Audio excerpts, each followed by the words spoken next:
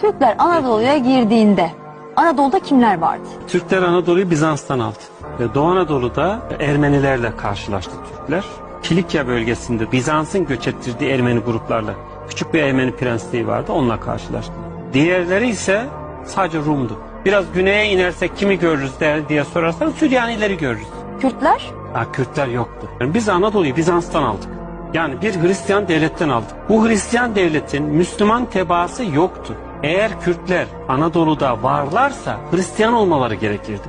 Ve Bizans'ın tebaası olmaları gerekirdi. Kürtler bizim açtığımız yolla beraber Anadolu'ya girmişlerdir. Bugün biri çıkar da derse ki biz Türklerden önce Anadolu'da vardık. Peki Medler? Varsan eğer Bizans'ın sahibi miydin, kölesi miydin diye sorarlar. Peki Medlerden bahsedilir?